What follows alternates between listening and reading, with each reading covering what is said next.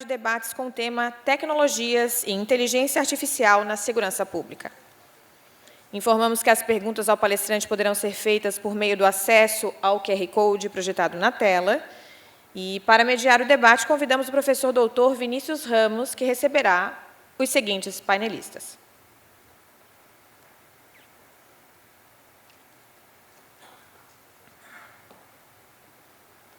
Convidamos o Major da Polícia Militar, Gabriel Correia, da Polícia Militar de Santa Catarina. O Delegado de Polícia Civil, Gustavo Madeira, Diretor de Inteligência da Polícia Civil de Santa Catarina. A perita Andréia Alves Guimarães Dresch, da Polícia Científica de Santa Catarina. E o policial rodoviário federal, Jefferson Tadeu de Souza, doutorando em Administração pela Universidade de Brasília.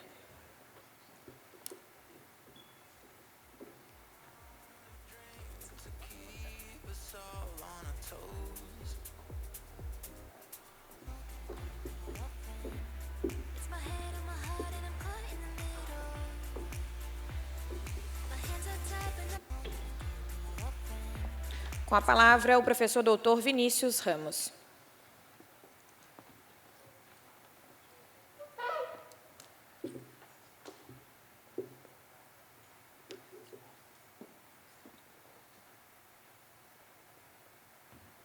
Alô?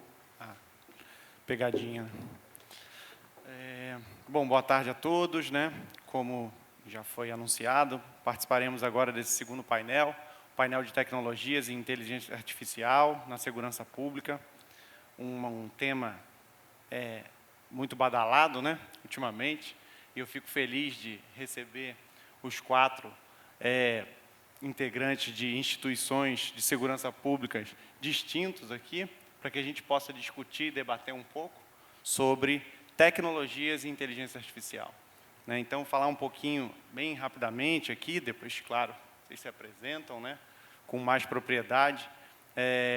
Nós temos aqui, ao meu lado direito, o Major PM Gabriel Correia, né, da Polícia Militar do Estado de Santa Catarina, instrutor e multiplicador de tiro policial militar, documentos operacionais e tecnologia, tem especialização lato sensu em gestão de ordem pública, na Faculdade da Polícia Militar de Santa Catarina, especialização em gestão do meio ambiente, políticas públicas, direito e análise ambiental, e graduação em gestão de tecnologia da informação, né? Também graduação em direito no Centro Universitário Internacional. Seja bem-vindo, muito obrigado pela presença. Temos também aqui ao meu lado o delegado Gustavo Madeira, diretor de inteligência da Polícia Civil do Estado de Santa Catarina, doutorando do Programa de Pós-Graduação em Engenharia e Gestão do Conhecimento, pela Universidade Federal de Santa Catarina, mestre em Investigação Social Aplicada ao Meio Ambiente, pela Universidade Pablo de Olavide, na Espanha, especialização em Direito Ambiental Nacional e Internacional pela Universidade Federal do Rio Grande do Sul, especialização em Direitos Difusos e Coletivos pela Universidade do Sul de Santa Catarina e especialização em Direito Ambiental também pela Unisul. É professor da Academia de Polícia de Santa Catarina, a Cadepol, ministra aulas de cursos de formações iniciais de policiais civis e guardas municipais e pós-graduação. Também é membro do Núcleo de Pesquisa em Inteligência, Gestão e Tecnologia para Inovação, vinculado ao PPG-EGC da UFSC. Atualmente é delegado de polícia da Polícia Civil de Santa Catarina, onde exerce a função de gerente de planejamento e avaliação e gestor de portfólio do Núcleo de Projetos. Já foi, não está mais. Já me mandaram o currículo desatualizado aqui. Muito obrigado, Gustavo, por aceitar participar desse painel. Temos também a perita Andréia Alves Guimarães Dresch, da Polícia Científica de Santa Catarina, graduada em Engenharia Industrial Elétrica pela Universidade Tecnológica Federal do Paraná, com especialização em Gestão de Segurança Pública, com ênfase em Perícia pela Faculdade Educacional de Araucária, e mestrado em Engenharia Biomédica pela Universidade Tecnológica Federal do Paraná. Tem experiência na área de telecomunicações, tendo atuado como engenheira de testes, incluindo centrais telefônicas, gateways, soft switches, servidores de aplicação, e atualmente é perita criminal no setor de perícias em áudio e imagens do Instituto Geral de Perícias de Santa Catarina. onde é perita criminal no setor de perícia e áudio e imagem, né? Repetiram aqui para mim. Obrigado, então, Andréia, pela presença. E, por último ali, mas não menos importante, né? Temos Jefferson Tadeu de Souza, ex-diretor de tecnologia da Polícia Rodoviária Federal, doutorando em administração pela UNB, na área de análise de dados em grafos, mestre em administração pública, com pesquisa na área de gestão de TI, especialista em gestão estratégica de TI, em gestão de projetos, pós-graduado em governança e compliance pela Universidade de Brasília, ex-diretor de tecnologia de informação e comunicação da PRF, foi coordenador geral de desenvolvimento de sistemas da ESG do Paraná e da Presidência da República, desculpa. Participou de projetos de desenvolvimento de sistemas estruturantes para o governo federal. Idealizador e gerente de projeto de gestão do conhecimento, o projeto Saber, na Wiki da PRF, e gerente de projeto e desenvolvedor do Sistema Nacional de Remoções da PRF. Bom, então, mais uma vez, bem-vindo a todos. Vamos fazer uma dinâmica, uma apresentação de 15 minutos para cada um, e a gente, então, parte para o debate com perguntas da plateia, né, e essa discussão sobre tecnologia e IA, que tanto nos falam para a gente, né, ultimamente, aí, seja na rádio, na TV, na internet, nossos filhos, né, e o chat GPT em todos os lugares, né.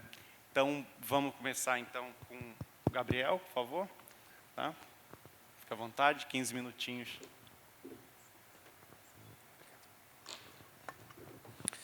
Então, senhoras e senhores, eu sou o Major Gabriel, sou chefe do Centro de Inovação da Polícia Militar. O Centro de Inovação é um núcleo dentro da Diretoria de Tecnologia da instituição.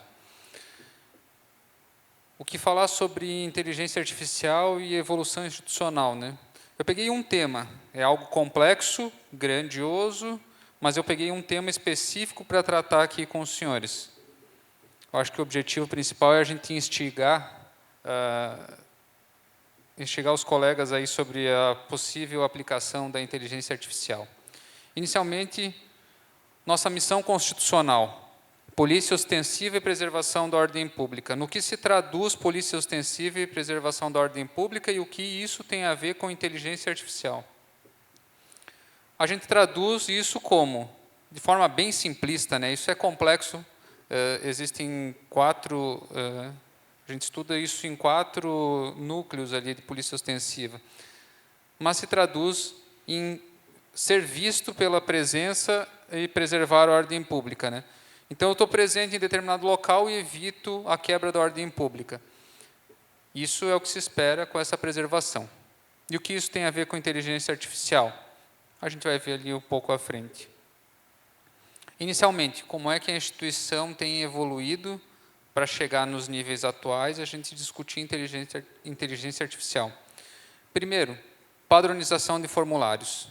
Tempos atrás, cada unidade de polícia tinha o seu formulário.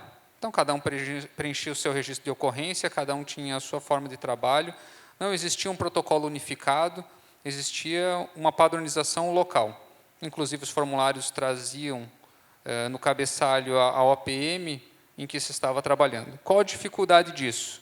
Primeiro, não tenho dados padronizados, eu não tenho como fazer análise de dados. Segundo, um policial sai para trabalhar em apoio a outra OPM, chega no outro local, todos os formulários são diferentes. Então, eu tenho que me adaptar a cada realidade, entender como é que funciona cada realidade. Era algo bem complexo.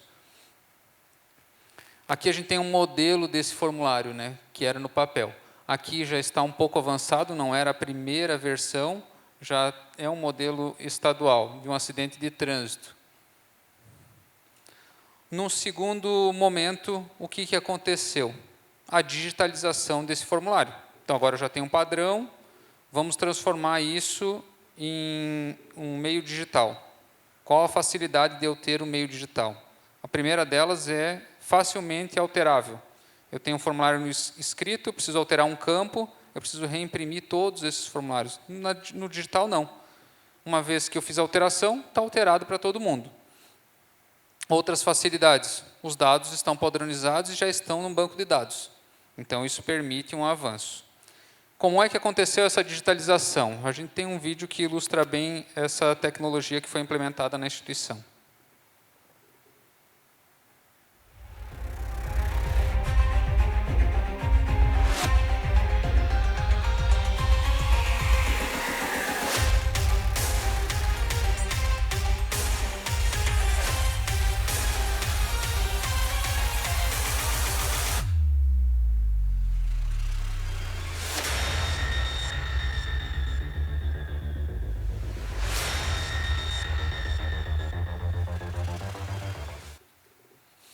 Essa padronização, então, foi a transformação, a criação do aplicativo PMSC Mobile. A partir desse aplicativo, então, eu coleto todos os dados dentro de um telefone celular ou de um tablet, que foi inicialmente utilizado,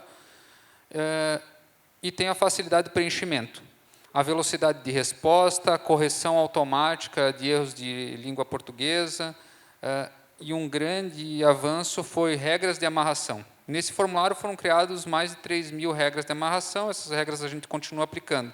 Que tipo de regra é essa regra de amarração? Se eu coloco um crime de maior potencial ofensivo, ele não deixa eu lavrar um TC, que é de menor potencial ofensivo. Se eu coloco algo que diverge da legislação, o sistema bloqueia. Então, a gente continua criando regras para que o sistema permita bloquear ou exigir que o policial tome determinadas atitudes. Cadastrei um objeto que depende de perícia. Lá no final, o próprio sistema vai dizer, você tem que gerar a guia de perícia. Tá? Então, isso a gente faz dentro do sistema, exigindo fazer determinada ação ou não. Bom, tem um banco de dados, eu posso começar a fazer análise. Antigamente, no papel, era impossível, eu teria que digitalizar tudo, né? Agora, já tenho o banco de dados, eu começo a fazer algum tipo de análise. Eu começo a identificar padrão. Padrão de comportamento, ocorrências por hora, por faixa de envolvidos, quais são as ocorrências mais frequentes atendidas pela instituição, quais batalhões têm mais atendimento. Então, eu começo a ter alguma informação. Essa informação ainda nos traduz da forma adequada para fazer um comparativo com as unidades. Isso aqui ainda é muito... não está ainda tão organizado, mas já é uma evolução gigante. Eu consigo olhar as informações que eu coleto e o que eu faço. Num outro ponto, plano de comando. Iniciativa do Coronel Nazareno, estava aqui hoje de manhã, foi a implementação de um plano de comando, que faz o quê? Eu consigo, com diferentes indicadores, avaliar uma unidade. Então, eu pego diferentes indicadores, coloco pesos diferentes e consigo fazer toda essa análise. Aqui está um exemplo de plano de comando do roubo no ano de 2018, no mês de agosto. Então, indicadores de cada unidade e eu consigo comparar. Um indicador que está bom, um indicador que está chegando no vermelho, um indicador que está ruim. Né? Aqui a gente trabalha com quantidade de roubos por habitante. Tá? Aqui um indicador comparando, né, duas unidades, qual é o reflexo dessas duas unidades, como é que elas estão funcionando dentro de cada indicador. Letalidade, tentativa de homicídio, lesão corporal, roubo. Muito legal. Então, já tenho agora indicadores. Isso foi uma construção ao longo de alguns anos. Mais recente, a integração do CISP. A integração do CISP faz a gente evoluir em um outro patamar. Por que essa integração é tão importante? Quando eu trato de indicador, de atendimento, eu estou tratando somente da Polícia Militar. Lembra que eu falei lá no início que eu tenho que estar presente para o cidadão naquele local onde está acontecendo o crime? Como é que eu vou fazer isso se, através dos meios digitais hoje, tem uma delegacia virtual, o cidadão pode procurar direto a Polícia Civil? Então, o CISP veio absorver todas as informações, tanto da Polícia Militar quanto da Polícia Civil, e ambas as instituições consomem o resultado desses dados que estão ali no sistema. O que é esse CISP? Sistema Integrado de Segurança Pública, onde eu vou ter ali a parte penal, a parte de pessoas, que está muito focada no Instituto Geral de Perícia, parte de veículos, que está relacionado ao DETRAN, os boletins de ocorrência de todas as instituições. Então, eu tenho todos os dados de forma integrada.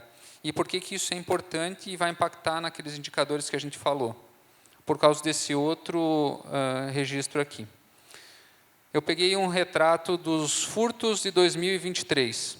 Qual foi a origem de entrada desses furtos? Aqui eu tenho 43% da entrada de furtos através da delegacia virtual. Então, quando acontece aquelas matérias onde disseram que numa festa houveram 200 telefones que foram furtados, a Polícia Militar acaba lavrando cada um dos boletins? Não. Muitas vezes o cidadão vai e registra na delegacia virtual o seu registro. Se eu fizer a estatística e análise dos dados da instituição para combater a violência, para prevenir a violência, com base em 19,9% dos registros, isso é muito ruim. Eu não estou atendendo o cidadão. Então, o sistema integrado ele vem nessa camada de fornecer todos os dados e registros que são feitos no estado de Santa Catarina. Ele cria também um indicador único. Então, a gente tem um indicador único de homicídio, de roubo, de furto. Não está dentro do registro, não faz parte de um registro criminal. Obrigatoriamente, ele tem que ter entrado dentro do registro, quer seja pela Polícia Civil, pelo nosso atendimento ou direto pela delegacia. E o que isso tem a ver com inteligência artificial? Tem tudo a ver com inteligência artificial quando eu vou tratar dados. Análise preditiva. O que se espera da inteligência artificial e análise preditiva? Dentro da instituição, a gente teve um período de 3 anos de trabalho com o Instituto para fazer análise preditiva. O que é análise preditiva? É justamente dizer para o policial onde é que ele deve estar, que a probabilidade de acontecer determinado crime é maior em tal local. Como é que eu faço essa análise? Com base no histórico. Eu não consigo fazer análise se eu não tenho dados, se eu não tenho informações para analisar. E por que eu coloquei análise preditiva com ponto de interrogação? Conforme a gente vai estudando, a gente vai vendo que, por mais que eu tenha inteligência artificial, ela ainda é falha. Dentro desse nosso trabalho de inteligência artificial, foram desenvolvidos 7 algoritmos e o processo foi descontinuado. Ou seja, com 7 algoritmos, mais de 3 anos de trabalho, a gente não conseguiu chegar numa análise preditiva adequada. A gente vê falando de análise preditiva em Londres, Nova York. São grandes cidades com bastante volume de ocorrências e que possibilitam ter essa análise. Essa análise preditiva vai me ajudar em vários setores. Eu posso identificar que um local é muito escuro, por isso que acontece muito crime lá. Eu posso identificar que há uma frequência de furtos ou roubos em determinado local, e aí analisar o ambiente, analisar as pessoas e tentar identificar o que está acontecendo. A análise preditiva a ferramenta faz isso para você. Indo para a parte de estudos sobre análise preditiva. Trabalhando durante esses 3 anos, eu li vários estudos dizendo exatamente isso, que na análise preditiva não funciona. Em vários países foram feitos estudos e não funcionou a análise preditiva. Então, a análise preditiva é algo que a gente quer buscar com a inteligência artificial? Com certeza. Ela não substitui o homem. Então, esse é um ponto importante. Até o momento, não tem uma análise que tenha complexidade suficiente para substituir o homem. Ela faça tudo o que o homem faz. Para ter uma ideia, dentro desses 7 algoritmos, nós tínhamos feito um mapeamento e, no máximo, 8 cidades do estado têm volume suficiente de ocorrência para gerar algum tipo de análise preditiva. Sem falar que você vai ter que voltar e analisar se aquela ação que você fez realmente preveniu o crime ou não. É difícil a gente quantificar o que não aconteceu. Então, isso é o mais difícil de trabalhar com a análise preditiva. Mas a análise preditiva é o suprassumo do conceito ali inicial do nosso trabalho. Era estar presente no local onde há a maior possibilidade de acontecer determinado crime e eu prevenir com a minha presença. Tá, mas a inteligência artificial é só isso? Não. A gente vai ter outros caminhos para a inteligência artificial. Um deles, eu acho que é o principal, com o volume de dados que a gente já coletou, é fazer análise de dados, trajetória de viaturas, tempo-resposta, tudo que eu tenho no banco de dados, que algum ser humano faz uma análise e essa análise é recorrente, eu posso ensinar a inteligência e começar a utilizar a inteligência artificial. Está mapeado? Tá. A gente já executa? Ainda não. Outro ponto, trabalhos repetitivos. Trabalhos em sistema que são repetitivos, eu ensino a inteligência e substituo o ser humano. Análise comportamental. Dentro de alguns tribunais já estão fazendo análise comportamental de acordo com a escrita. Conforme o indivíduo escreve, ele gera um comportamento. Então, já tem vários estudos em cima de alguns tribunais que já estão utilizando essa análise preditiva não, inteligência artificial para fazer esse tipo de análise do comportamento do indivíduo. Ótimo. Se tudo isso é possível, por que a PM não fez ainda, né? Eu coloco ali infinitas aplicações. A gente pode pensar em um monte de aplicações para inteligência artificial. Aqui vem a grande dificuldade como empresa pública de fazer rodar inteligência artificial. Primeiro, tem questão de custo, então eu tenho que desembolsar alguma coisa para fazer rodar uma inteligência artificial. Tem a questão da continuidade. Outro ponto importante, a partir do momento que eu adquiro um software específico, eu fico dependente desse software. Todo mundo que trabalha com desenvolvimento de software sabe que ele sempre é dinâmico, não existe um software que fica parado. Ele pode apresentar uma vulnerabilidade, eu tenho que dar algum tipo de manutenção, isso serve para inteligência artificial também. Tem um custo, então, isso são pontos importantes. Burocracia. Órgãos públicos são difíceis de quantificar, como uma empresa privada que diz, eu vou investir R$1 milhão em inteligência artificial e vou ter um retorno de 10 milhões. Pronto, está decidido, pode investir e tem o retorno. Na parte pública não é assim. Esse investimento não é, eu invisto X e tenho Y de retorno. Então, é complicado. E eu coloquei, por último, as pessoas e a cultura organizacional. A aplicação de inteligência artificial ela gera uma mudança de cultura organizacional. A nossa instituição ela é uma instituição centenária, então não é tão fácil de fazer essa alteração.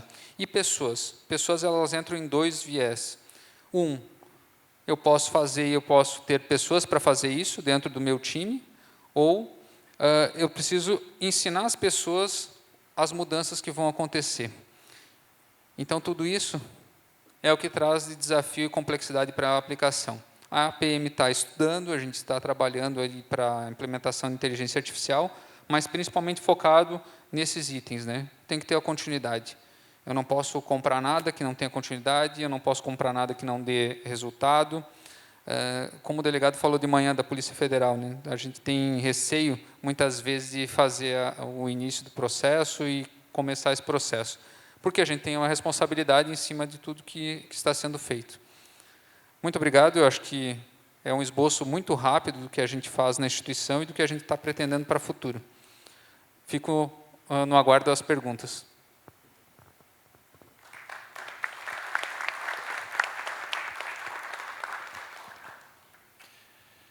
Obrigado, então, Gabriel, pela excelente apresentação. Tenho alunos aqui, está no tempo. Isso é importante para os alunos que a gente tem, sempre estão fora do tempo. Então, passo já a palavra para o delegado Gustavo, né, para falar um pouquinho para a gente sobre IA e tecnologias. Bom, vamos lá. Bom, boa tarde a todos e a todas. Eu já vou aproveitar um gancho dessa fala do Major Gabriel. Eu me recordo em 2018, na Secretaria de Segurança Pública, a Diretoria de Tecnologia, e eu me recordo que veio uma empresa apresentando um software para fazer justamente análise preditiva. E aí se pegou ali um extrato, uma amostragem do CISP relacionado a registros de ocorrência, eu acho que crimes patrimoniais aqui em Florianópolis. E aí, claro que não deu certo, né? Na realidade, acho que o grande problema foi que ele não conseguiu fazer análise. E aí, provavelmente, quem mora aqui em zona litorânea vai entender o que eu estou falando, que é o aumento populacional na época na época da temporada, né, de verão. E aí eu me recordo que o software não era só um teste, né, e ele não conseguiu fazer essa leitura, né, e realmente os resultados não foram, né, foram muito longe do que se esperava.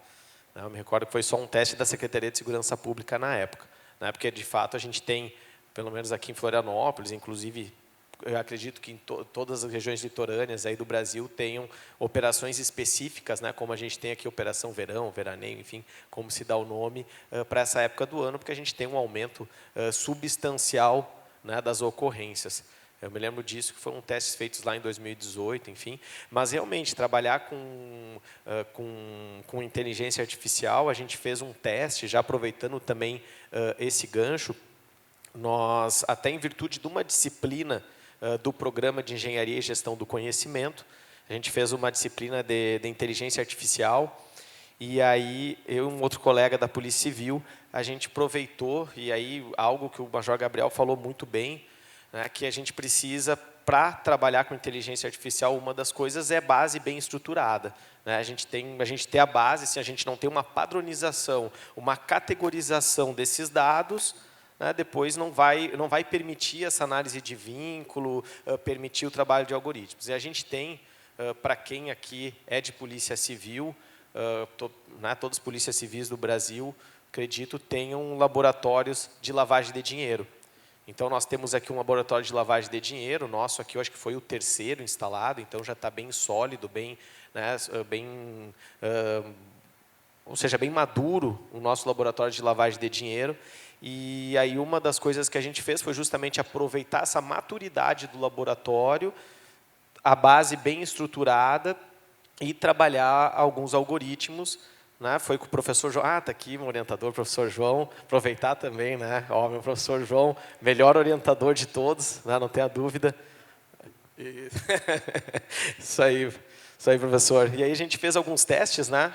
Isso junto com o Dr. Schneider, ali com a base do Lab, que é uma base bem estruturada, para justamente verificar se os algoritmos identificavam uma determinada tipologia de lavagem de dinheiro, conhecida como smurfing, né, que são aqueles pequenos depósitos para driblar, né, ou seja, driblar os órgãos de controle, né, que é uma das tipologias de lavagem de dinheiro. E, de fato, foi bastante interessante, acho que foi um dos primeiros contatos que eu tive, realmente de que, né, o algoritmo ele vai aprendendo, né, conforme os ambientes de teste, enfim, ele realmente vai aprendendo e vai encontrando essas semelhanças, né, e, sem dúvida, que é algo que a gente procura muito hoje. Eu vou falar aqui de um sistema que a gente recém lançou, até eu vou pedir para projetar ali a imagem, mas é realmente facilitar o trabalho, otimizar o trabalho do policial.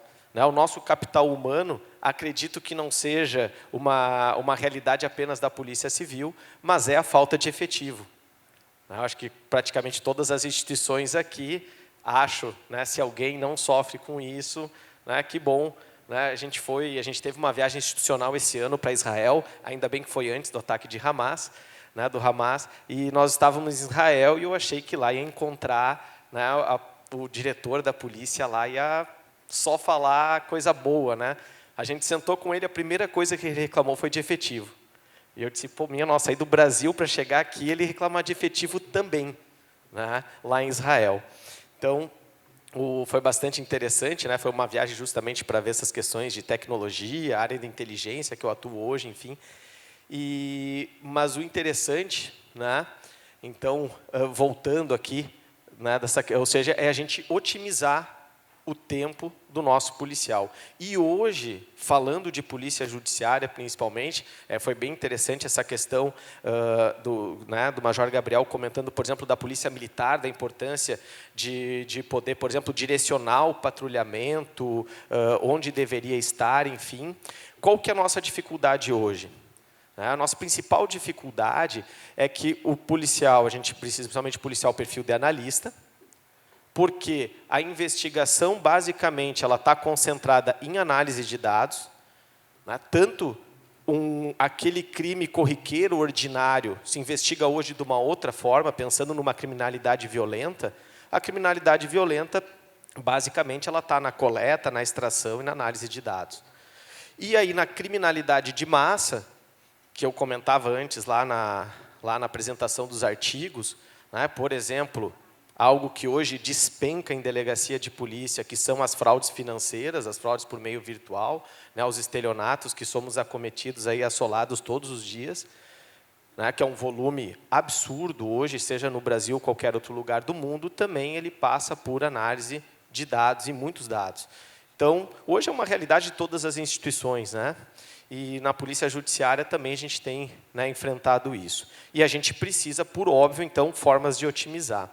Aqui eu vou trazer um exemplo, né? Poderia trazer várias. Hoje a gente busca não só a questão de softwares externos para auxiliar a análise, ou os próprios softwares feitos por nossa fábrica de software. Aqui, né, eu aproveito o Everton e o Júlio, que são da nossa gerência de tecnologia. Eles, de fato, entendem de tecnologia. Eu sou, talvez eu seja o que mais incomode vocês.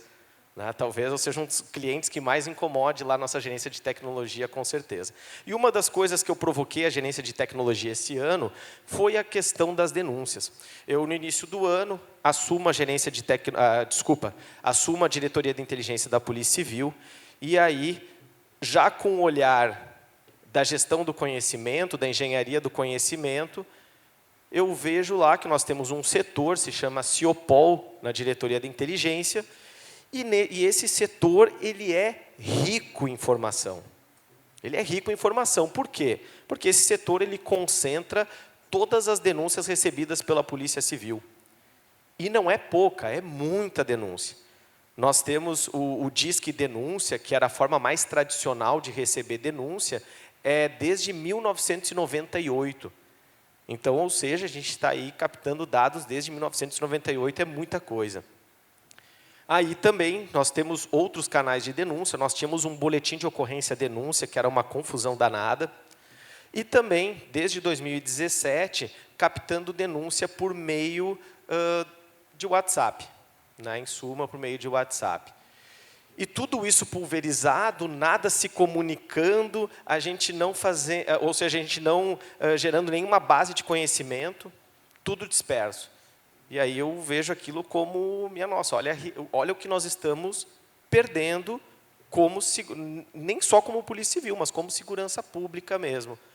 Né? Então, foi uma das primeiras encomendas aí que a gente fez, que, olha, a gente precisa ter um sistema único de denúncia. O que quer dizer isso? Independentemente do canal que vier a denúncia, que vier a informação, que vier o dado, a gente precisa estar tudo numa única base, né, bem categorizada, para justamente começar daí pensar em aplicar a inteligência artificial. Então, e realmente começar a fazer vínculos, enfim. Né? Então, esse foi uma encomenda e muito bacana, né? A gerência de tecnologia desenvolveu muito rápido. Nós também tínhamos uma expertise em relação a isso, né? Já tínhamos uma expertise de muitos anos com esses canais. E aí veio agora no final de julho, e parece que agora em dezembro já vem a segunda versão, que é o Sistema Único de Denúncia. E para nós, de fato, assim, foi um divisor de águas ali na inteligência, porque realmente a gente virou a chave de um dia para o outro de todos os canais de denúncia conseguir convergir para uma única plataforma. E uma das coisas que era, né, um dos maiores, enfim, uma das questões talvez que mais ocupava tempo do policial, e aí falando nisso hoje, né, o nosso capital humano tão escasso, né, que realmente a entrada não consegue repor a saída, foi, por exemplo, a questão da transcrição do áudio.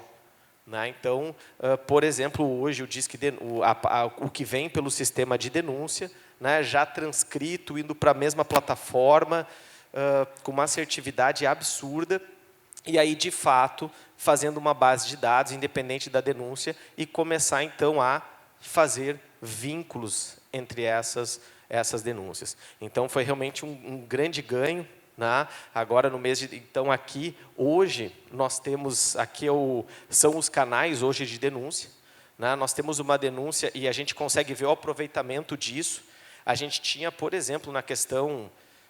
Eu sei que era algo assim, o aproveitamento das denúncias, ele era assim, próximo... Pô, agora eu não vou me lembrar, mas era algo tipo próximo a 1%, algo assim. Eu sei que se aproveitava muito pouco das denúncias, agora não me lembro o número exato, mas, por exemplo, só na questão da denúncia anônima, por meio de formulário, o aproveitamento já é quase de 1 para cada 2. Né? Antes a gente aproveitava, quando muito, 1 para cada 10. Então, assim, isso é um aproveitamento absurdo. Né? Demonstra, ou seja, a gente conseguiu agregar o principal, uma coisa principal, que é o quê? Aumentar o aspecto qualitativo também da denúncia. Então, isso foi bastante marcante. A gente já consegue, em números, perceber isso.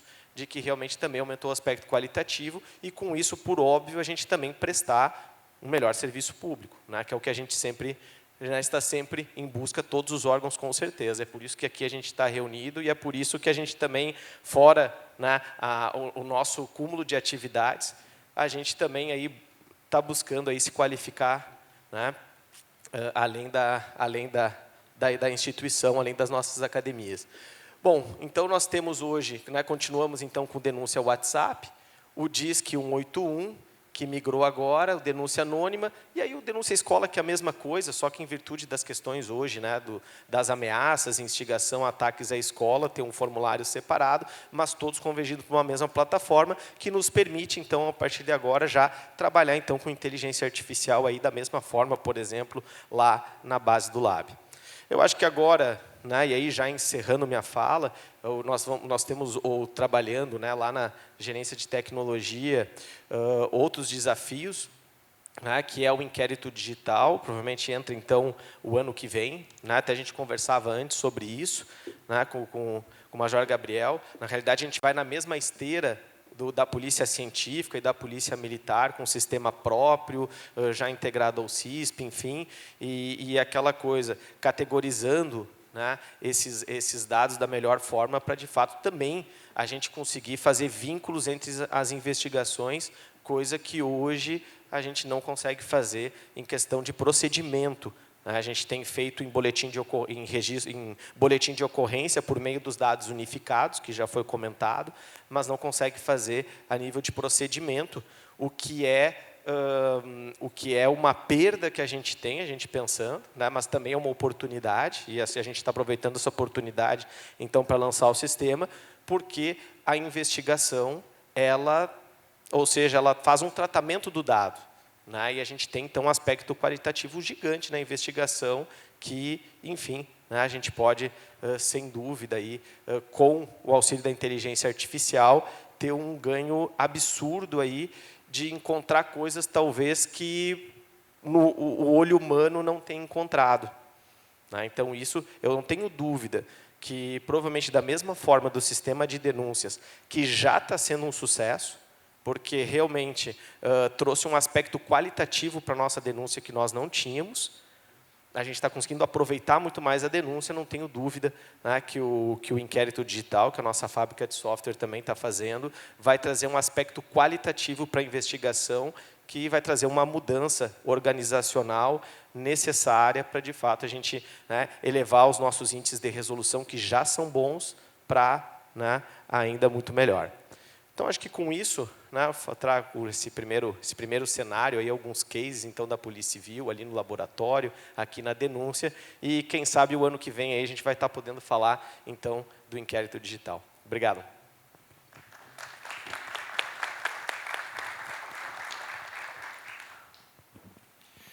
Obrigado, Gustavo. Obrigado pela apresentação. Fiz várias anotações, dá vontade de falar agora, né? Fazer perguntas, mas vamos deixar para o final. Passo, então, já a palavra para a perita Andréia, para falar um pouquinho para a gente de tecnologias e IA, com esse currículo tão multidisciplinar que é o seu, sim, né? Sim. Vamos ver. Boa tarde. Bom, eu sou perita da Polícia Científica de Santa Catarina. Ali no currículo estava ainda, acho que uma versão um pouquinho antiga, que falava IGP, mas Instituto Geral de Perícia nós fomos até 2021. A partir de 2022 para cá, nós somos Polícia Científica. Eu vou trazer aqui um recorte de uma aplicação, né, ou um contato com inteligência artificial que temos na perícia, que são as deepfakes, seus desafios para a perícia criminal. Especificamente para as perícias audiovisuais. O passador está aqui. Obrigada.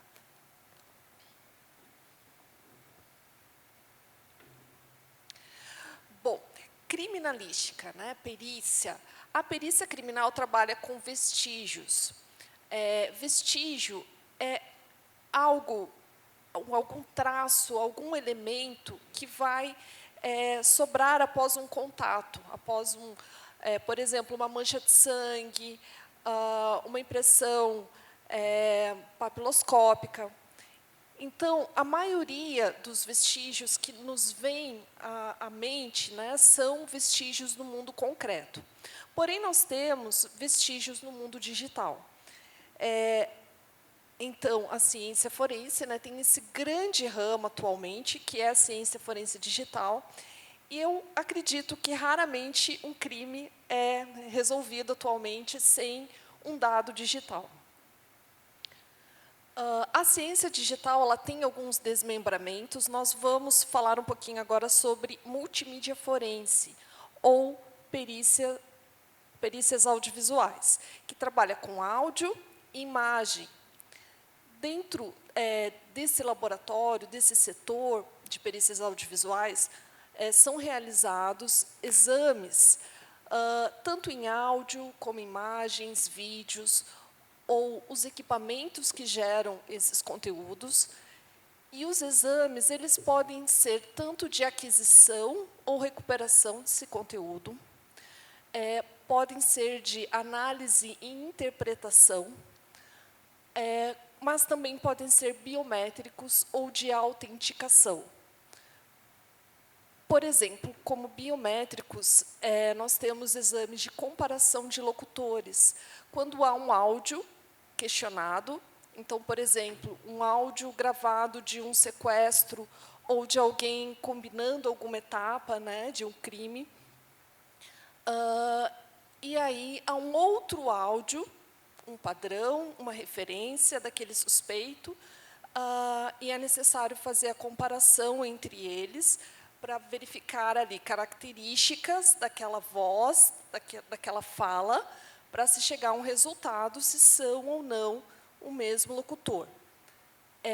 Da mesma forma, nós temos o exame de comparação facial. O exame de comparação facial, ele não faz apenas uma análise holística. São avaliadas todas as estruturas da face, anatomicamente, as particularidades, para, enfim, se dar um resultado do exame. Então, esses exames biométricos eles vão ser efetuados quando houver a suspeita sobre a identidade de um determinado indivíduo.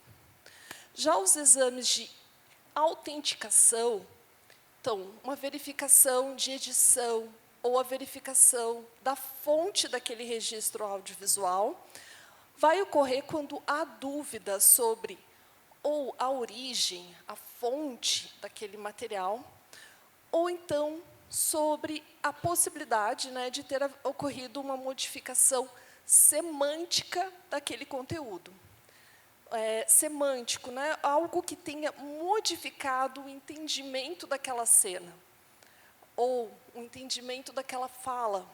Então, por exemplo, um áudio em que eu diga, eu não subi aqui, e alguém vai lá e recorta aquele não, e muda completamente o sentido do que eu disse, né? Altera aquele contexto. A mesma coisa em vídeo, com recortes, com manipulações.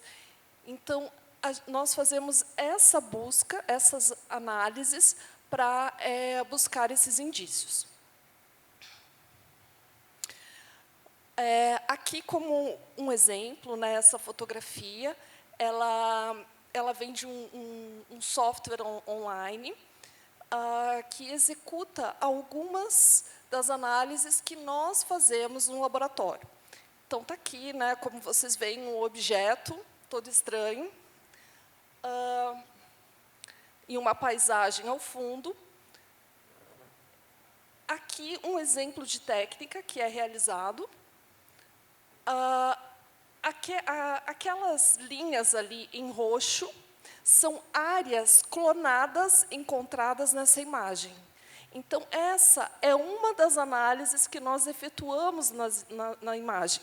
Porque é comum, durante uma edição, em que, para sobrepor alguma área em que algum elemento foi retirado, que seja recortado uma área de alguma outra região da imagem e colado.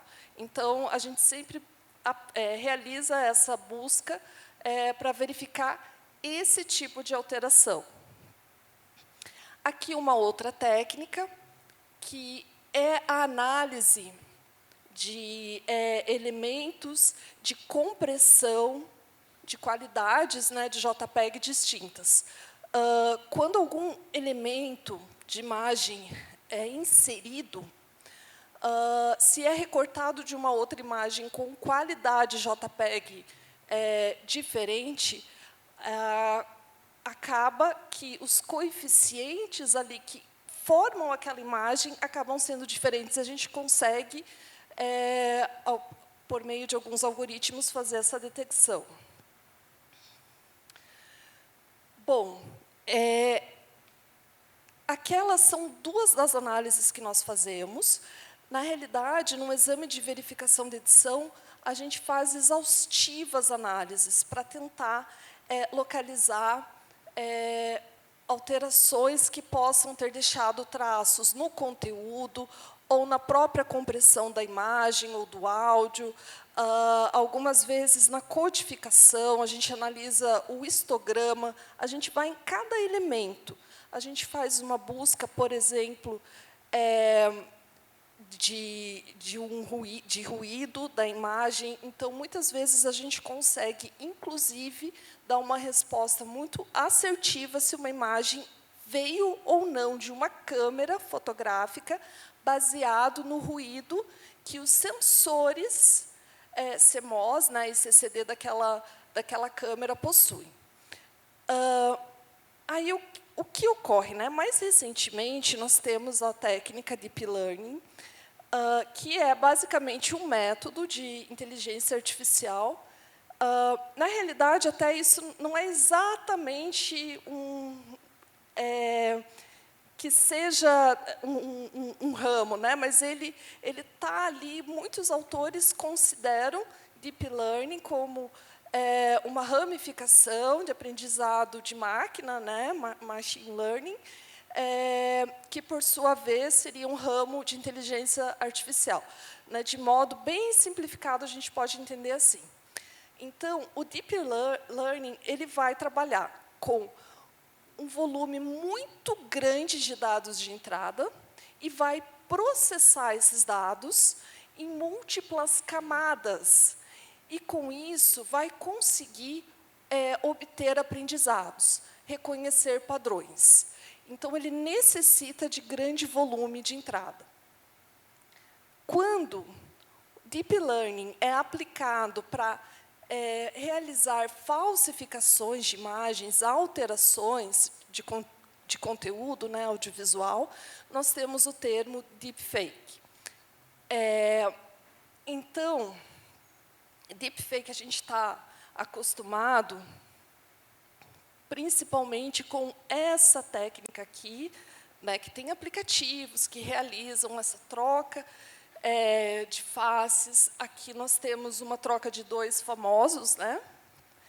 Então, tem alguns aplicativos que a gente até consegue colocar as nossas fotos para ter esse tipo de alteração.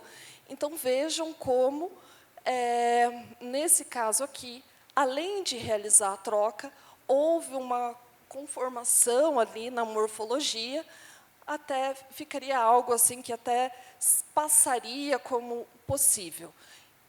Há situações em que essas trocas, essas manipulações são muito grosseiras, então já detectamos a olho nu. Em outras situações, elas ficam muito, muito realistas.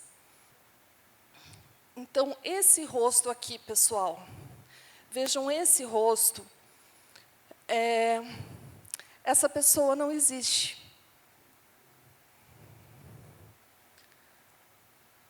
Nenhum deles também existe.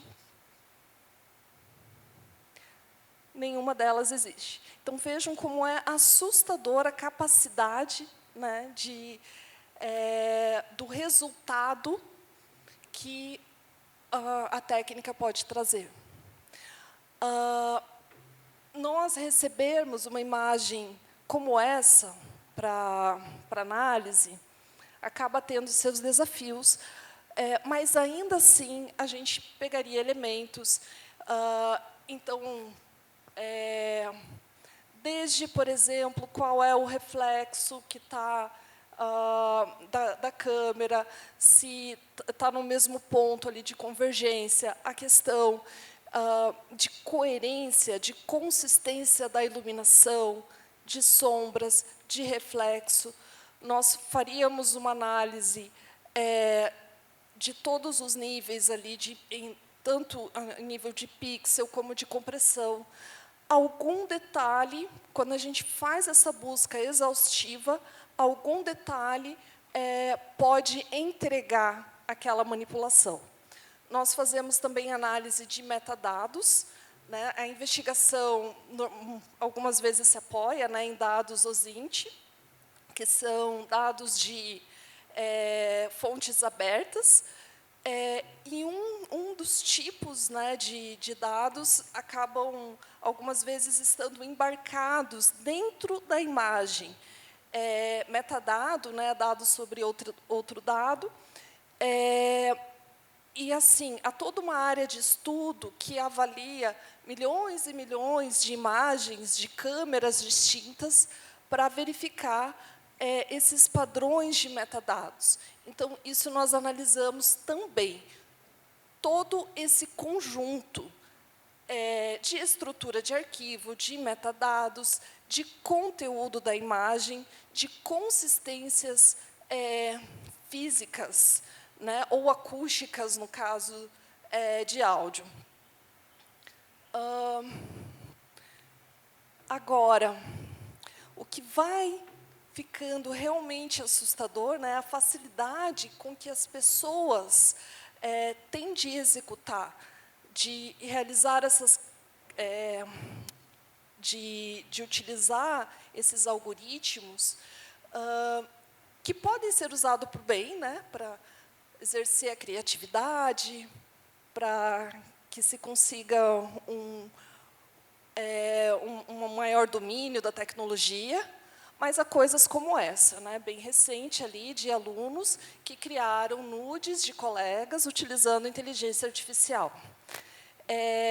Aqui já entra numa situação em que a edição, né, a manipulação, ela até pode ser detectada, mas, às vezes, o simples fato de ter sido publicado algo que sugere, né, ser um conteúdo de alguém, já causa ali um dano, né, àquela pessoa. Mas, de toda forma, né, estamos trabalhando na perícia para a gente conseguir estar ali, assim, preparado para esse tipo de tecnologia que vem trazendo esse nível de desafio.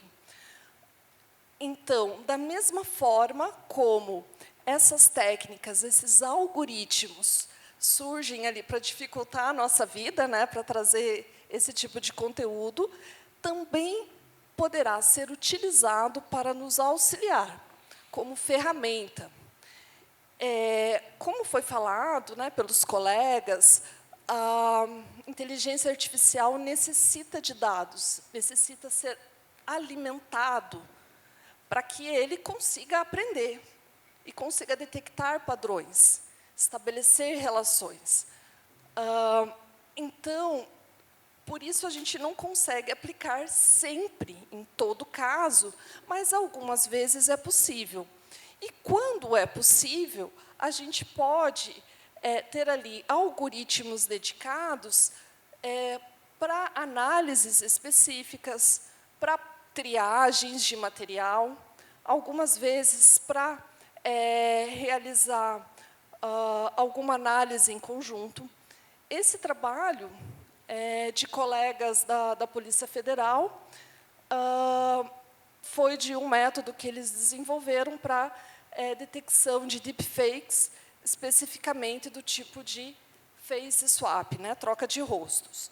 Então, aqui a gente já consegue ter no nosso repertório, né, ali de ferramental, esse algoritmo aqui para nos auxiliar.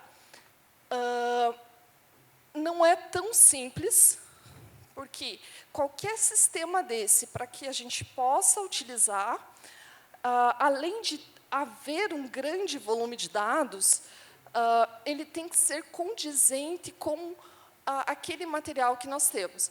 Então, por exemplo, se eu tenho uma imagem de uma suspeita que ela é mulher, se eu utilizar uma base ali de referência em que só tem vozes masculinas, não vai ter como obter um bom resultado. Né? Ou então, na questão de fala, né? Se é que o suspeito é da região de Florianópolis, então vamos utilizar uma base em que as pessoas são de Curitiba, por exemplo.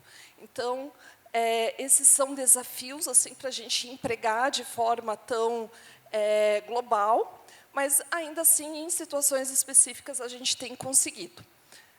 Aqui, como futuro, né, acaba sendo um jogo de gato e rato.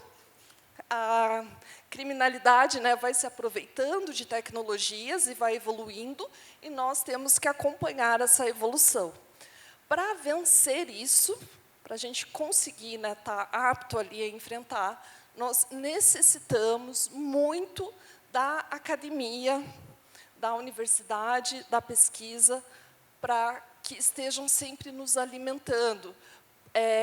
Sempre que possível, que a gente possa estar integrado nas pesquisas, mas nem sempre isso será possível, para que, pelo menos, a gente tenha como consumir, né, esses materiais, essas pesquisas produzidas. Então, seria isso.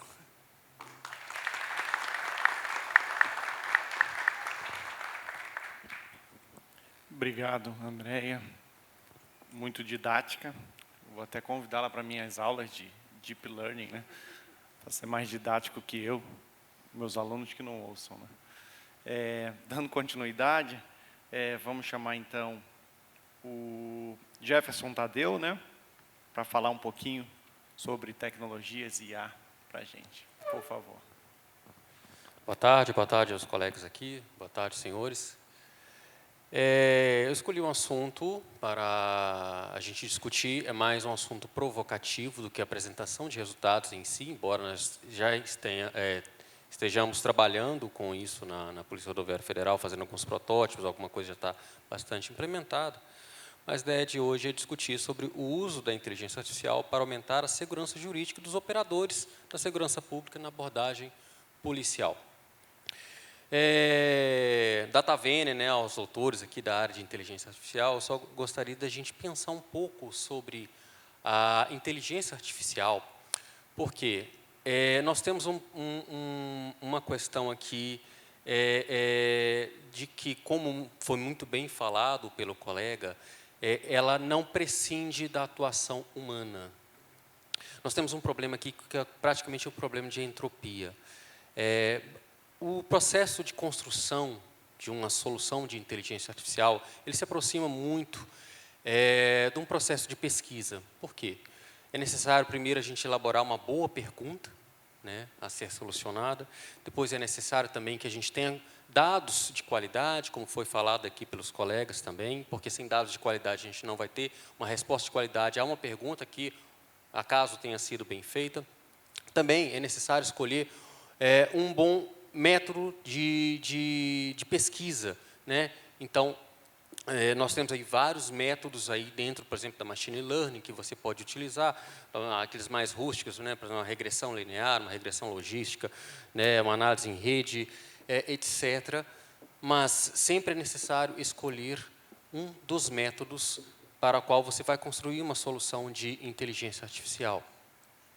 E por que eu falo que é um problema de entropia? Porque um ser humano, e aí eu gosto de fazer isso para desmistificar, talvez, não talvez quem trabalha na área de TI, quem trabalha com inteligência artificial, mas talvez a população em geral, de que a inteligência artificial é alguma coisa meio mágica, né, que consegue produzir soluções que são soluções melhores do que o ser humano. Não, na verdade é o contrário. São seres humanos construindo uma máquina que faz aquilo que o ser humano faria como pesquisador.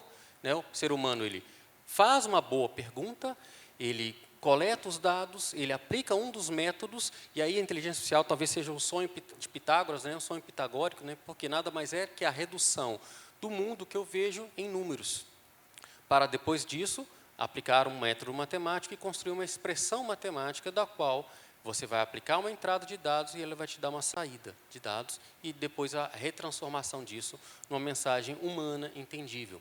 A inteligência artificial, né, talvez em palavras rudes, nada mais é que esse sonho de Pitágoras, né? Talvez com uma velocidade maior do que um ser humano faria, mas não é nada maior do que um ser humano poderia fazer melhor, mágico, mais perfeito. Não, mas sim o fruto daquilo que um ser humano faria, só que com mais tempo, com menos força, etc. e etc. Por que a gente falou isso? Porque nós estamos falando aqui do uso da inteligência artificial, ou seja, uma solução que alguém pensou em construir para aumentar o quê? A segurança jurídica dos operadores de segurança pública na abordagem policial. Por que foi escolhido isso? Bom, e aí agora eu falo de dois aspectos da Polícia Rodoviária Federal que muitos dos colegas aqui da área de segurança pública talvez também compartilhem. O primeiro aspecto é quem nós vamos abordar. E o segundo aspecto é o que nós vamos fazer com essa abordagem. Bom, a Polícia Rodoviária Federal, ela tem uma característica que ela se encontra, lógico, na maioria das vezes, nas rodovias.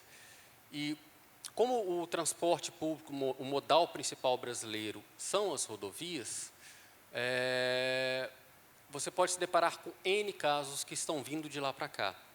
Pode ser um transporte de madeiras, e aí entra todo o direito ambiental ali, né, sobre o que eu vou fazer, como é que eu vou identificar aquele tipo de madeira, como é que eu vou pensar em todo o arcabouço jurídico que tem ali para saber como que eu vou fiscalizar aquela madeira e não deixar, não prevaricar e deixar aquilo passar. Pode ser um transporte de animais, e aí eu preciso de pensar de novo no direito ambiental ali, como é que eu vou saber aquilo ali para fiscalizar, lembrando que a gente tem regiões que tem baixa conectividade, então muitas vezes você não vai ter tempo para ligar para uma central, etc, etc. Transporte de passageiros, transporte de produtos perigosos, drogas, descaminho, contrabando, todo o Código Penal, tudo junto, este é o cenário da Polícia Rodoviária Federal. Então, são dois tipos de preocupação, dois tipos de perguntas que a gente tem que fazer. Quem eu vou parar para fazer a abordagem e o que eu vou fazer com essa abordagem? Bom, e aí nós entramos em alguns desafios de dilemas jurídicos. Primeiro, aumentar a minha legalidade e eficiência para garantir a minha eficácia enquanto policial. Segundo, interpretações jurisprudenciais. E terceiro, o equilíbrio das minhas ações. Bom, por que eu estou falando aqui da legalidade versus eficiência e interpretações jurisprudenciais? Hoje, a cada vez mais, soltam-se mais e mais jurisprudências regulando o processo de abordagem policial. Né? E aí o policial que está ali na ponta, que está diante de uma situação que ele não tem tempo para pesquisar e pensar qual é a jurisprudência, se eu posso abordar, como que eu vou justificar aquela abordagem, hoje, cada vez mais, esse policial se defronta com mais jurisprudência. Como, por exemplo, nesse caso aqui, a 6ª turma do STJ definiu que a busca pessoal feita por agente de segurança pública é ilegal, caso seja realizado sob a alegação de atitude suspeita ou mesmo a partir de denúncias anônimas. E aí a gente vem aqui, olha, site do STJ, denúncia anônima não justifica busca pessoal e veicular, afirma a 6ª turma. Lógico, uma decisão monocrática, mas aí a gente vem, abordagem policial não pode ser fundamentada em razão de mudança de direção ante a presença de guarnição policial. Ou seja, esse policial estava ali, alguém mudou de direção, olha, opa, por que essa pessoa mudou de direção? Foi atrás, e aí a gente tem uma decisão aqui, ó. Não fundamenta. E aí a gente tem várias e várias, cada vez mais, decisões que estão regulamentando e restringindo como se faz essa abordagem policial. Então, é o primeiro problema, né? Quem que eu vou abordar? Né? Para não ser questionado. E isso aí gera o nosso problema de provocação dessa tarde, que quem eu vou abordar, além do que eu vou fazer, quem eu vou abordar. Bom, a vantagem aqui dos algoritmos de predição e inteligência artificial, como foi falado pelos colegas aqui, é que ele não é feito a quente na hora da abordagem.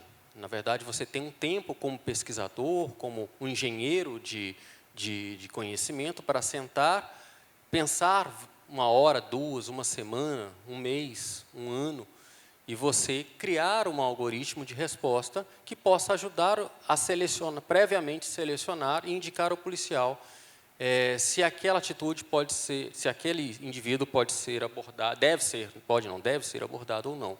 Bom, nesse sentido, né, é sabido que a Polícia Rodoviária Federal, por exemplo, a gente tem as câmeras nas rodovias, passagem de OCR, estamos desenvolvendo aplicativos que fazem a leitura facial, já identificam no banco de dados se aquilo ali tem um mandado de busca e apreensão. A gente tem N aplicativos ali que podem nos ajudar sobre quem eu vou abordar. Mas a importância disso não é a tecnologia em si, mas como que essas soluções de inteligência artificial podem aumentar a segurança jurídica de quem está abordando, para que ele mesmo não venha a responder por ele estar em desacordo com alguma jurisprudência previamente colocada. Então, isso é uma solução que nós temos que pensar como operadores de segurança. Como que eu posso usar da tecnologia para aumentar a segurança jurídica do nosso próprio colega que está na ponta ali fazendo a abordagem? E não somente isso. O que ele vai fazer, por exemplo, na Polícia Rodoviária Federal, nós estamos iniciando um protótipo. Nós temos uma Wikipédia, chama WikiPRF, dentro da nossa instituição. Ela já tem mais ou menos uns 5.000 artigos, onde colocamos todos os nossos manuais, todas as nossas instruções normativas, e qualquer policial pode escrever ali suas experiências, etc., etc. E nós estamos, hoje, criando um protótipo que ele ler dentro dessa WikiPRF, a gente incentiva os policiais a escreverem dentro da WikiPRF, passa por uma camada de ChatGPT e, talvez não numa situação de pronto alto, né, mas numa situação mais tranquila, o policial possa fazer perguntas a um robô e esse robô responder sobre o que ele vai fazer com aquele caminhão de madeira que está vindo de lá para cá. Então, aí seria nossa segunda problema de pesquisa, né? Além do quem que eu vou abordar, o que eu vou fazer com aquilo ali que está vindo de lá para cá. O grande problema desses algoritmos é que, como são criados por seres humanos, a gente tem um problema de viés que também deve ser pensado nisso. Esse aqui é um livro, tá? E ele introduz, talvez, todo um jeito de pensar, e tem vários artigos neste sentido, sobre o viés na construção de soluções de IA, de machine learning, etc., etc. Como que a gente pode criar viés na construção disso. Tem até, por exemplo, um documentário que está na Netflix, se não me engano, que mostra como foi criado viés em relação à cor da pele para identificação facial, e isso estava em aplicativos de banco, etc., etc., e pessoas pretas estavam tendo dificuldade para acessar até suas contas bancárias, né? Eu acredito que isso já foi até corrigido. Mas, assim, o fato é, como, esse livro é um bom livro até para introduzir no assunto, como que os viés podem entrar em conflito com justamente essas jurisprudências aqui. E aí, a gente junta 2 questionamentos, três talvez, sobre o jurídico, sobre a análise humana, as ciências humanas e a matemática, né, a TI, para a construção desses algoritmos. Só que a vantagem disso é que, enquanto um policial, manualmente, né, com toda a sua... Ele, enquanto uma amostra populacional, como ser humano normal da sociedade, pode cair até de forma inconsciente num preconceito na hora de fazer a abordagem, ou ele pode ser questionado sobre o porquê que aquela pessoa ali estava em atitude suspeita, ele pode ser questionado juridicamente por causa disso.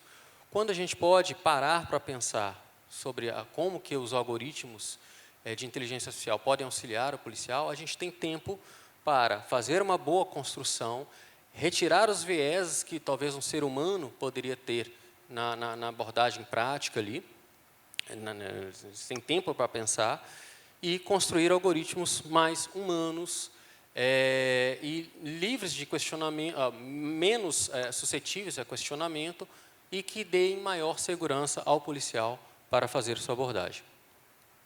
Bom, isso aqui é impossível? Não, a gente já tem feito isso, né? A gente tem feito isso numa medida que a gente está usando a inteligência policial para justificar a abordagem. O fato é, a gente precisa pensar como estão sendo feitos esses algoritmos, livrá-los dos vieses e investir mais neles, não só para produzir números, mas para dar segurança jurídica ao nosso colega que está lá na ponta. Então, qual é então a vantagem do uso de IA para trazer segurança jurídica ao operador de segurança pública? Eu poderia apostar que a vantagem da IA é que você tem tempo para elaborá-la. Não seria ali na ponta, na ação, na prática, no calor do teatro de operação, que você vai tomar as suas decisões. Você pode ter um tempo anterior para auxiliar o operador de segurança pública através de uma expressão matemática previamente construída que vai falar assim, aborde ou não aborde isso. A Polícia Rodoviária Federal tem investido nisso, a gente tem investido em N sistemas para auxiliar o policial a tomar a decisão sobre quem abordar e quem não abordar, sobre o que fazer na hora da abordagem, e eu acredito que a gente deve pensar isso como uma solução para a segurança pública diante de uma sociedade que a cada vez mais tem regulado o processo, a ação do operador de segurança pública de uma abordagem. A sociedade está mudando e a gente também deve mudar para poder dar segurança aos nossos colegas da ponta também. Então, a resposta seria o tempo para discutir os procedimentos. Não que isso aqui seja, não que a IA seja uma fórmula mágica, que vai ser melhor do que o ser humano para obter as respostas, mas sim que ela te dá tempo para discutir, pensar e elaborar como que eu vou construir essa resposta, para que, aí sim, no teatro de operações, ele vai te dar velocidade, né, através do volume de informações, para obter respostas mais precisas, uma abordagem mais precisa e maior segurança jurídica ao operador. É isso, obrigado.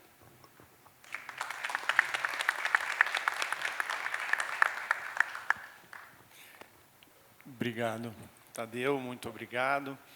Então, mais uma vez, obrigado a todos, que painel maravilhoso, muito bom estar aqui. Agradeço ali o professor João por ter me colocado aqui como mediador para participar. A minha área é a área de IA, né? Ciência de dados, trabalho bastante com ciência de dados, tenho trabalhado com processamento de linguagem natural, um pouquinho vai chegar no que vocês estão querendo daqui a pouco, né? Eu vejo essas falas aqui tão distintas, mas que em alguns pontos, mais ou menos, né, tocam em alguns assuntos e temas bem interessantes, né? Um deles que eu anotei aqui é a qualidade dos dados, né? Todos vocês tocaram em algum ponto sobre essa qualidade dos dados, e aí eu vejo de várias formas como abordar essa qualidade dos dados em vários momentos dos trabalhos, né, que vocês apresentam. Seja na curadoria dos dados, né, quando vocês falam aqui de trabalhar denúncias, né, trabalhar as predições, né, precisamos ter essa curadoria bem feita para a gente saber se esses dados são bons o suficiente para a gente poder usar esses dados. E aí chegamos lá no final com o Tadeu, quando fala de usar ou não, né, esses dados. E aí eu sempre falo na minha aula, né, os algoritmos, eles não têm viés, podem ser embutidos por alguns seres humanos, né, mas o que tem mais viés são os dados que são usados para o treinamento, né? Então, essa qualidade desses dados, se não for boa, produz esse viés e produz a mesma problema que nós temos, seja social, seja econômico, seja o que for, né? Então, esse ponto de qualidade é muito interessante, que também vai lá na qualidade das imagens, dos áudios, né, que chegam, e quão rápido tem que ser essa resposta ali na polícia científica, né? Achei esse ponto aqui muito interessante. Então, várias coisas que eu falaria, aí te dá um microfone para o professor, ele fica aqui até amanhã, né? Mas eu não vou fazer isso com vocês. Outro ponto interessante que eu vejo aqui, nas falas de vocês, nessa ansiedade de vamos lá, vamos fazer acontecer, né? O que são os nossos próximos passos, né? E aí eu penso sempre assim, a gente fala muito de aplicar IA, né? Ah, vamos aplicar. Ah, a acurácia deu tanto %. A predição não foi tão boa. Mas, além de aplicar IA, eu gosto sempre de pensar que essa IA ela precisa retroalimentar os nossos trabalhos, né? Então, mais do que só aplicar aquela técnica, acho que o ponto que a gente precisa chegar e avançar nas instituições de ensino, segurança pública, vários órgãos públicos e privados, né, é essa retroalimentação da IA nas nossas profissões, no nosso trabalho, né? Aí sim eu vejo que a IA vai ajudar e avançar no nosso dia a dia. Me lembrei aqui de vários exemplos, né, dos treinamentos com bases de dados ruins e tudo. Tem até um exemplo clássico que era para identificar tanques de guerra. Então, vamos para a guerra, né? Estamos falando de segurança pública. Fizemos um treinamento, várias fotos para identificar tanque de guerra. Fomos para a guerra.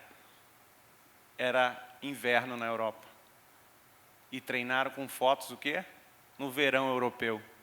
Tu acha que conseguiram identificar algum tanque de guerra?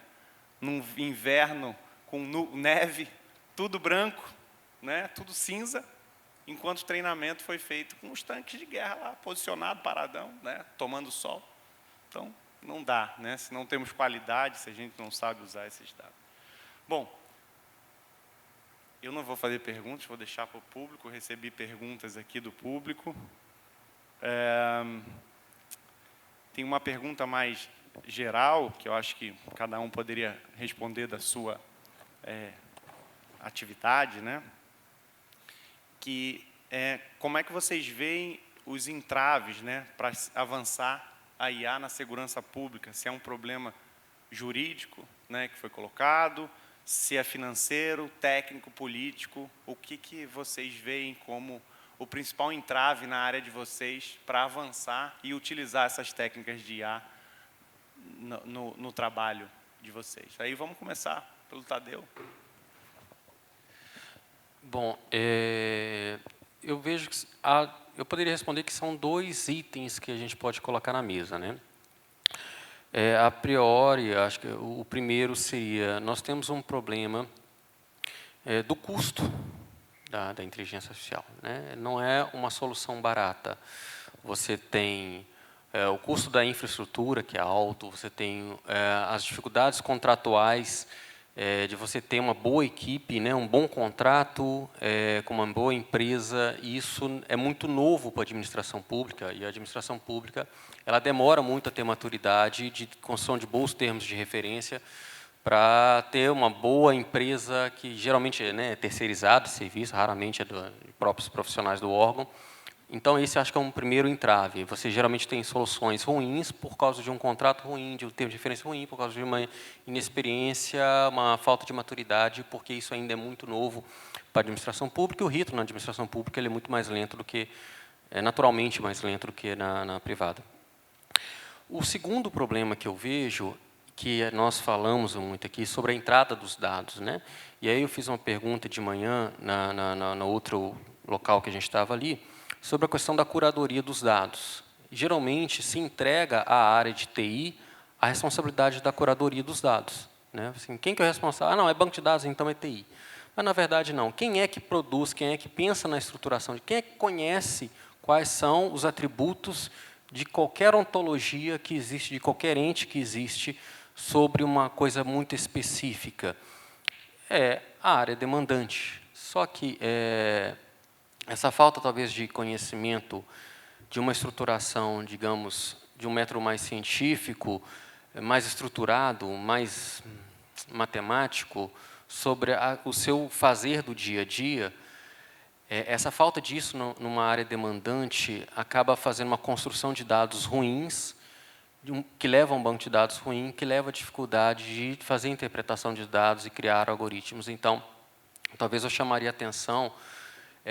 Eu brinco com o pessoal que fala assim, antigamente você tinha os escribas, né? Os faraós ali, coisa e tal, pá, E aí, quando alguém queria escrever, chamava um escriba que ia escrever, e não, eu não sou escriba, eu sou marceneiro, eu não sei escrever. E, com o tempo, hoje, todo mundo, praticamente todo mundo, escreve. Eu acredito que, no futuro, pensar em algoritmos vai ser como escrever hoje em dia, todo mundo vai acabar escrevendo.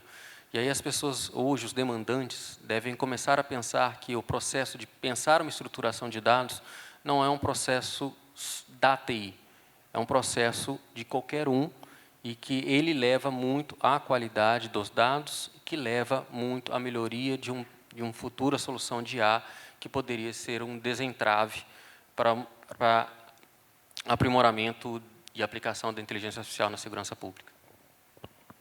Obrigado. Eu vi que o Tadeu me dando trabalho aqui, que eu vou ter que treinar todo mundo aí, formar para escrever algoritmo. Não seria escrever, mas seria pelo menos pensar que existe uma estrutura de dados. Mas eu acredito nisso mesmo. A gente avançou as técnicas, porque hoje é mais fácil de se usar os algoritmos, que estão aí com ferramentas visuais, que você simplesmente clica e arrasta, entra com seus dados, você tem predições simples, né? Quero vender minha casa, bota num algoritmo preditivo para dizer quanto que tu vai vender aquela tua casa naquele lugar, naquele bairro, né? Isso é um algoritmo simples que, em meia hora de conversa, a gente aplica aqui com todo mundo, sem nem saber escrever uma linha de código, né? Andréia, por favor. Eu acho que uma das principais dificuldades é realmente a composição das bases de dados. Por exemplo, para comparação de locutores, para a gente fazer um sistema de reconhecimento automático de fala. Aí faremos, então, a coleta dessas falas para compor o banco. E digamos que utilizemos um texto para a pessoa ler. A leitura, ela vai ter algumas características que uma fala espontânea não tem.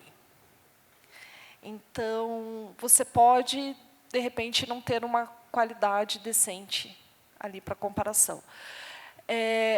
Eu iniciei na perícia em 2009, no Paraná. Trabalhei lá por 10 anos, aí vim aqui para Santa Catarina. E, quando eu estava no Paraná, a gente tinha uma qualidade, assim, a qualidade de relação sinal-ruído, assim, dos áudios, que eram terríveis. Assim, era muito ruim, porque eram áudios provenientes de canal telefônico, com uma compressão muito grande, com ruído. E o nosso material de referência era um material que a gente fazia colheita, geralmente em presídios, ia lá, fazia toda uma entrevista, que é uma entrevista dirigida, com aquele suspeito, porque ele tem que falar determinadas produções, não é nem palavras específicas, mas produções ali em contexto fonético, que depois a gente possa aproveitar. Atualmente, a situação se inverteu, porque o nosso material que vem para comparação, muitas vezes são áudios de WhatsApp, de qualidade bem boa. Mas, por outro lado, o material que a gente tem de referência, muitas vezes é uma gravação de uma audiência, de uma oitiva, porque a pessoa não cedeu, porque a gente está num outro cenário, principalmente durante a pandemia e pós-pandemia. E aí esse material para comparação ele é ruim. Durante a pandemia mesmo, nós tínhamos situações em que a fala era com a pessoa usando máscara. E aí você tem uma atenuação em decibéis mesmo, você tem uma questão física que está aqui travando, modificando as articulações, então os processos articulatórios mudam, podem ter ali influência. E aí, claro, que a gente faz aquela mineração para ver se teve alguma característica, mesmo assim, que permaneceu e tal. Então, percebam que, para você conseguir compor uma base de dados que leve em conta todas essas questões, isso fora o contexto emocional,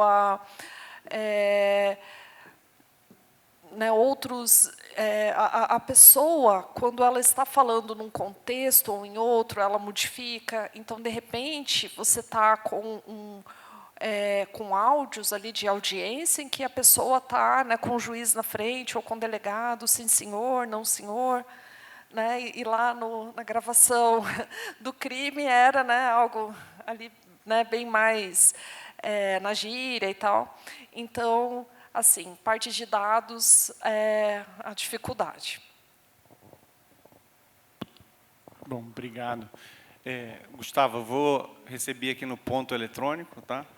Que a gente vai fazer uma rodada final de agradecimentos, mas peço que você responda rapidamente essa pergunta e já coloco mais uma rápida aí.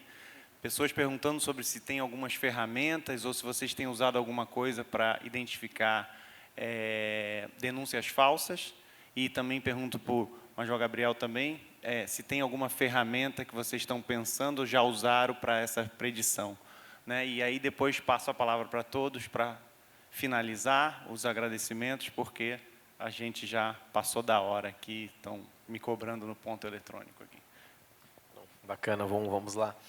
Bom, em relação à questão anterior, eu acho que foram abordados importantes pontos. Agora, um outro ponto muito importante que até foi do início, né, da fala do Tadeu é a questão da aplicação, né, do uso, né, quando ele trouxe, por exemplo, algumas jurisprudências. Ontem eu conversava com o Charles sobre isso. Por exemplo, o uso hoje que a gente faz de reconhecimento facial, que eles falam na Europa, não, e já tinha, né, visto algumas questões, por exemplo, na Europa, que pela questão dos direitos individuais, ao entendimento do judiciário em relação a isso, impedem a utilização. Em relação à questão de denúncias especificamente, até depois eu me recordei, só na questão do boletim de ocorrência denúncia, que nós descontinuamos e trocamos por um formulário que facilitou para o cidadão, era realmente a cada 10 a gente aproveitava um registro. Hoje, no formulário, a cada 10 é quase 4. Então, um aproveitamento muito melhor, porque, de fato, o dado ele vem categorizado de uma forma muito melhor.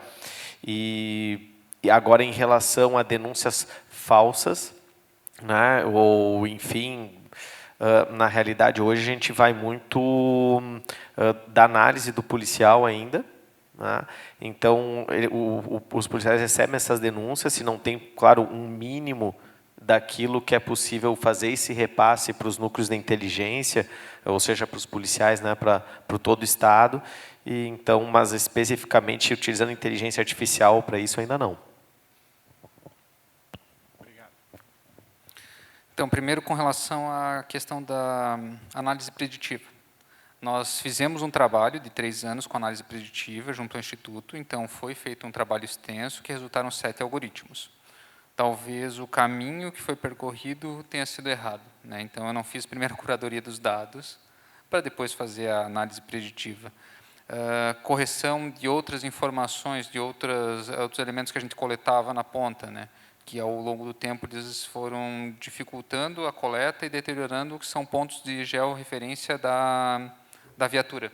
Então, nós coletávamos isso, com o Android anterior era mais simples, os atuais eles jogam o aplicativo em suspensão porque ele está gastando muita energia para levar a informação. Então, são pontos que, na hora da aplicação, não foram vistos. Né? Vamos fazer a análise preditiva, que é bonito, é legal, dá o resultado legal. Tá, mas e o caminho para percorrer para chegar no resultado é que talvez não tenha sido assertivo. Com relação a outra pergunta, que era relacionada às dificuldades, né? Quais são as dificuldades principais? Eu até anotei aqui, pensando qual que é uma dificuldade para fazer um termo de referência para a contratação de qualquer coisa que tenha a ver com software. Um termo de referência é no mínimo 100 folhas. Então, aí para os senhores entenderem, quando eu falei em pessoal, eu não tenho que fazer um termo de referência de 100 folhas, eu tenho que ter uma pessoa capacitada para fazer um termo de referência que vai dar mais de 100 folhas, que possa analisar a empresa que vai ganhar para não ser uma porcaria. Porque chega na hora da licitação, as empresas entram num ponto de canibalismo, onde elas jogam um valor que elas não conseguem executar no final. Então, tem todos esses pontos que são os principais, e a maior dificuldade nossa, quando a gente vê, trabalho muito a questão da câmera corporal, porque o nosso Estado foi o primeiro que implementou. Aí a gente olha para outros estados, para os Estados Unidos, para Londres, para a Europa. Lá todo mundo contrata de uma empresa só. Por quê? Porque é a melhor empresa. É o que falaram hoje de manhã da questão da viatura. A gente não tem uma linha de montagem de viatura. Por que a gente não tem uma linha de montagem de viatura no nosso país? Porque eu tenho que fazer uma licitação e vai ganhar a mais barata, não vai ganhar a melhor. Ah, mas por que não usa técnica e preço? Tá, até podemos tentar usar técnica e preço. Volta para a questão do conhecimento, para ter conhecimento, capacidade de fazer um registro técnico e preço. Esse é um ponto. O segundo ponto é depois responder ao Tribunal de Contas, de por que não fez uma licitação normal. Né? Então, a parte burocrática, ela é a mais dificultosa. Eu não consigo chegar lá e contratar a melhor empresa. Ah, é Google, Microsoft e Azure. Qual que eu vou contratar? Aqui for o preço mais barato. Não, mas às vezes não é a melhor empresa. Não, mas não importa. Ah, mas na empresa privada eu contrataria o melhor, porque eu sei o impacto disso a longo prazo. Né? Quando eu falei ali em continuidade, também é outro ponto que me é muito preocupante. Por que eu digo que a continuidade é preocupante? A partir do momento que eu coloco a inteligência artificial para substituir uma tarefa que 100 servidores faziam, e eu tenho tarefas que 100 servidores fazem espalhados ao longo do Estado, correção de boletim, correção de AIT. Eu vou ter uma inteligência artificial fazendo. Até quando? Até a empresa descontinuar o contrato porque já não fica mais rentável para ela, acontece muitas vezes, porque o valor de mercado não acompanha o valor que é pago nas reposições. E aí o que eu faço com aquilo daí? Eu trago 100 pessoas de volta da rua, vou ter que treiná-las novamente para fazer o trabalho repetitivo. Então, a continuidade é algo que a gente se preocupa muito. Por isso, a dificuldade de não dizer assim, por que a gente já não está aplicando a inteligência artificial em tudo? É uma coisa que eu também me pergunto, por que eu não estou aplicando? É por causa desses pontos. É por causa da complexidade, por causa das pessoas, por causa da continuidade. Então, são pontos que a gente não pode desconsiderar na hora de contratar. Voltando ao reflexo da câmera, né? Por que eu falo da câmera? Quando você vai contratar uma solução de câmera, você tem que pensar na separação. Quando você contrata, é bonito. Mas depois que você tiver um volume de 1 petabyte de dados, você tiver que passar isso para o judiciário, passar para um outro sistema que não é da mesma linguagem, não tem convergência, não tem mais a mesma análise que você tinha anteriormente. Então, é na hora que você faz o casamento, que faz o termo de referência e que você cobra da empresa, que você vai conseguir despactuar no final. E na parte pública tem essa parte do despactuar. Então, vai chegar um momento em que a empresa não vai mais continuar, ou eu vou ter que contratar outra, ou o preço fica, às vezes, inacessível. Né? Então, tem todos esses pontos que são os pontos principais de por que não ainda utilizar a inteligência artificial em tudo. Há pouco tempo, a gente visitou uma empresa grande do Estado, multinacional, e ela falou, eu não tenho nada, eu tenho vários softwares de inteligência artificial, mas eu rodo tudo internamente. A minha equipe interna é de 200 desenvolvedores e eu contrato mais 150. Não é a nossa realidade. Então, eu tenho que trazer, talvez, para a minha realidade e também entender que eu tenho que achar o meio termo. A grande questão é achar o meio termo de algo que vai ter uma continuidade, que eu consiga vencer a parte de burocracia e consiga executar. Bom, vários desafios, e aqui eu já faço o marketing, né? Chamo a todos aqui presentes que queiram, né, visitar a Universidade Federal de Santa Catarina, vir fazer um mestrado, um doutorado conosco, né? Temos exemplo aqui, Gustavo daqui a pouco, doutor do EGC, né? Esperamos, né? Não sei se vou estar na banca ou não, não sei, já vou ver. Para todos conhecerem, né, o trabalho lá, toda a universidade à disposição, porque em vários momentos a gente falou da aproximação da universidade, né, da pesquisa científica junto com as instituições públicas, para trazer aí ciência para dentro dessas organizações, né? Seja usando tecnologia, seja aplicação de IA, seja o desenvolvimento da IA e essa retroalimentação que eu acho mais importante do que simplesmente aplicar e ir embora, né? Então, convido todos aí também para ir lá conhecer a gente lá no PPG EGC e passo, então, a palavra para vocês, para fazer o encerramento, para fazer o agradecimento, deixo aberto aí para vocês e agradeço mais uma vez. Muito obrigado por estarem aqui nesse painel, foi ótimo. Obrigado por virem e obrigado pela fala de cada um.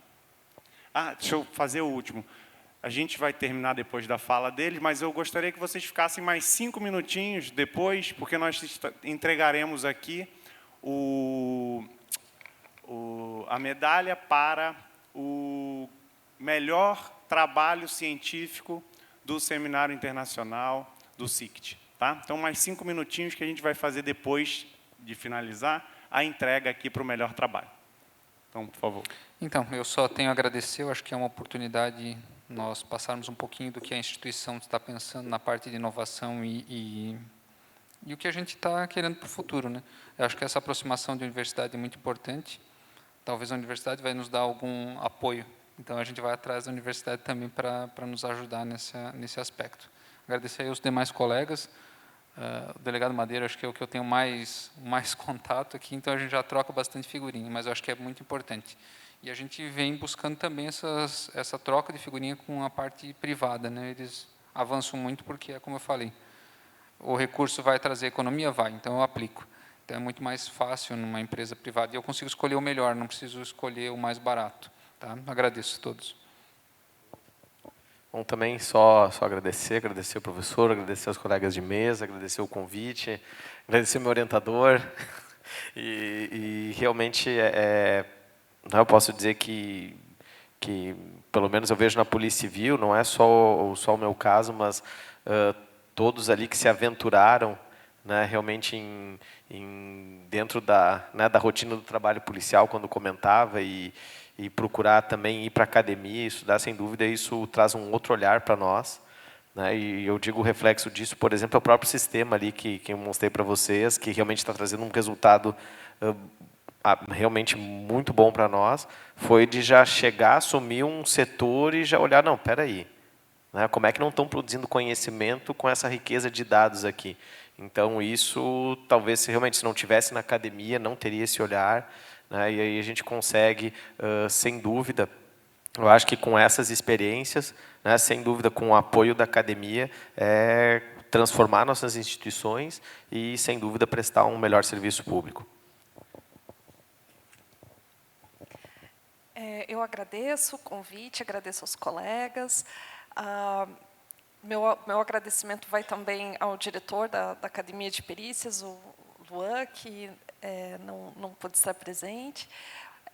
Essas oportunidades assim são muito ricas, né, para a gente perceber tudo que tem sido feito nas outras instituições ali, que com certeza em algum momento a gente vai acabar tendo dados ali compartilhados, né, agora principalmente com cadeia de custódia, né, algo que inicia lá no primeiro registro, no BO, que vai passar pelo inquérito digital, depois, quando esse material for recebido pela perícia, chega no judiciário. Então, vejam como esses sistemas que têm como base, em algum módulo lá, a inteligência artificial, vai poder estar se propagando aquele dado. Então, a importância, né, de consistência em todo esse processo, para a gente reverter no melhor para a sociedade, né? Agradeço a todos. Bom, em primeiro lugar, eu gostaria de agradecer aos organizadores do seminário, em especial ao meu amigo já de coração, né, já de vários anos, o Dr. João e a doutora Gertrudes. Obrigado pelo convite, obrigado por estar aqui, obrigado aos colegas por essa discussão. É muito gostoso a gente poder parar um pouco nessas atividades do dia a dia, né, e poder pensar sobre o nosso trabalho, né? E isso aqui nada mais é que o pensar sobre o trabalho da segurança pública, utilizando a tecnologia, mas sim um pensar sobre o trabalho da segurança pública. Gostaria de agradecer também à diretoria da Polícia Rodoviária Federal pela oportunidade e a todos aqui pela paciência em nos ouvir. Obrigado.